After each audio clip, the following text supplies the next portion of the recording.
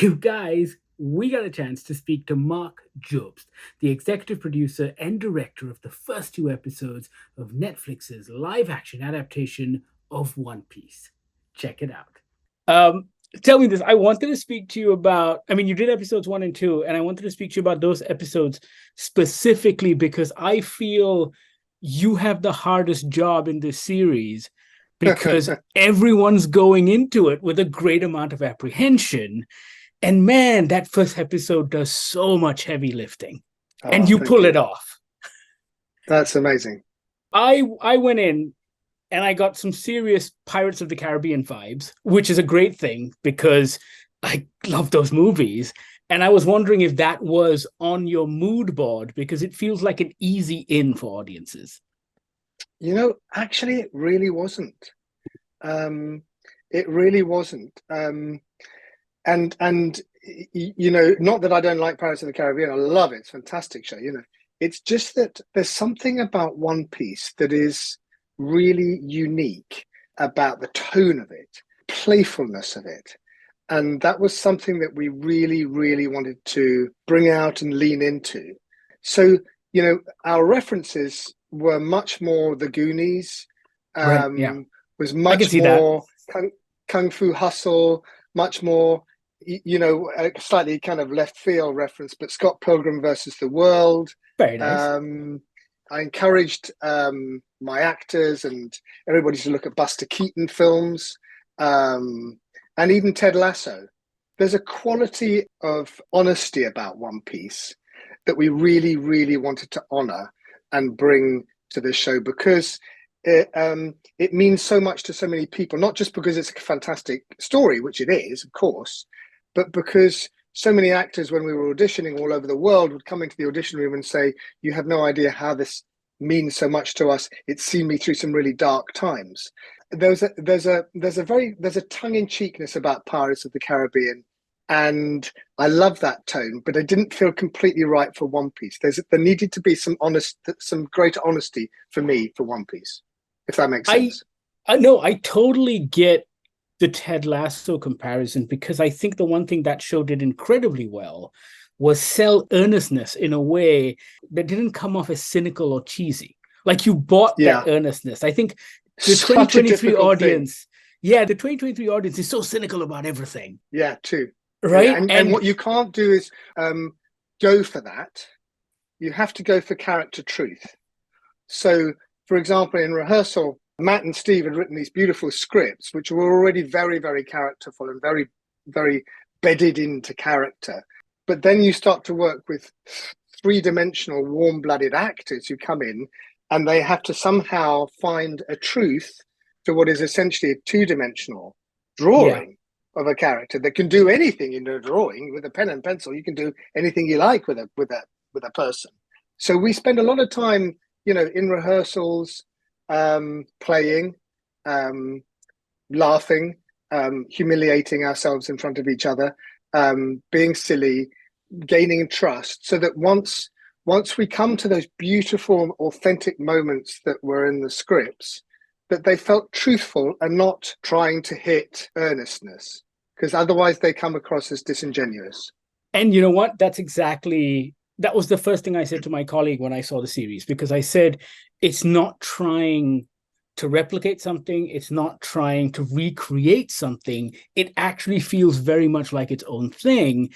And then you've got Iñaki, who is he's amazing. I've been watching all this behind the scenes stuff that he's done, and it feels like he's like that in real life. He is, man, and he's more. He's a very genuine guy. He's a very genuine and he's a very gracious guy. And I've never, ever worked with a 17-year-old actor who has the ability to listen so acutely. If you look at that beautiful documentary that he shot with Oda when he went over to Japan. Yes, I just watched that. Oda, if you just watch the way he listens to him, that's Kiki. And that's why he brings this special quality to Luffy. And so when we were casting this series, we spent months and months searching all over the world because we knew that if we could cast it right, with heart, with warmth, with the right kind of spirit, there's a chance you get that magical chemistry, which is an alchemy that films either have or they don't. You can be the best director in the world and the best writer and the best sets in the world, but you can't magic that. That happens. Our job is to try to put those magical ingredients together in the first place. I'll tell you when I knew it worked, right? Because if you repeat a line like, my name is Monkey D. Luffy and I want to be king of the pirates, it works in an episodic anime because there's a certain amount of cheese to it. It hardly ever works in live action, but he makes it work. I didn't feel cringe every time he said it. And I was like, oh, look, and you're onto something. Brilliant. I'm so glad to hear that, because, why does it work? And I think one of the reasons why it works is because when you go from 2 dimensions to 3 dimensions, you're essentially dimensionalizing a character.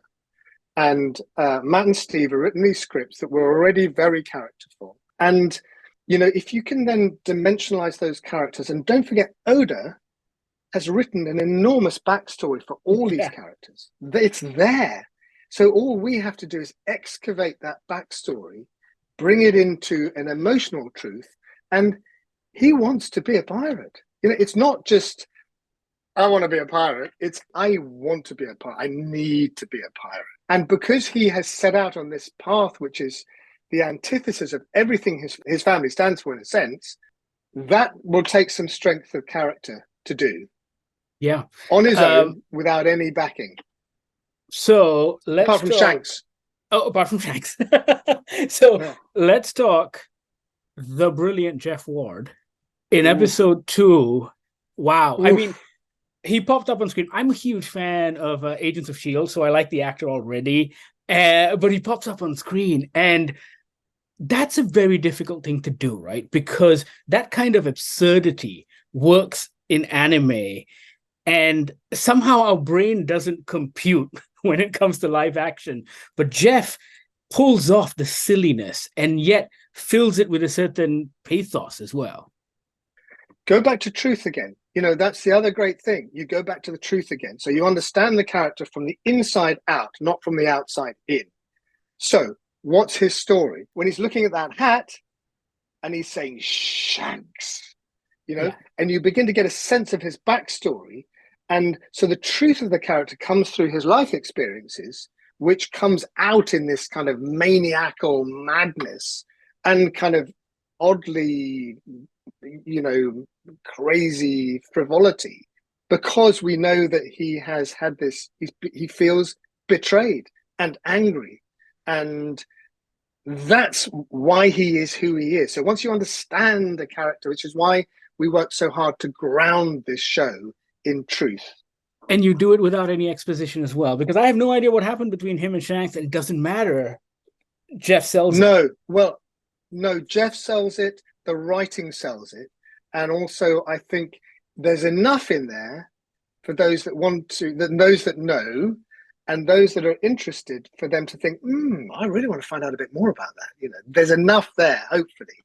But yeah, you're right. He came onto that set, an enormous set, with, 300-400 extras, and that only filled about a half of it, and he just owned the floor. Damn, that's great. Mark, I'm all out of time, but this has been an absolute pleasure. All right, cool. Great to see you. Congratulations on the show. Also, you've directed a whole bunch of stuff that I love with Daredevil and Punisher and all that. So, thank you very much for all the great work as well. Oh, thank you, man. So nice to meet you. Glad you appreciated it. Lovely. Cheers. Thank you so much. Bye now. All great fighters call out their finishing moves. No, they don't. That was Marc Jobst. He is the director of the first 2 episodes of Netflix's live-action adaptation of One Piece.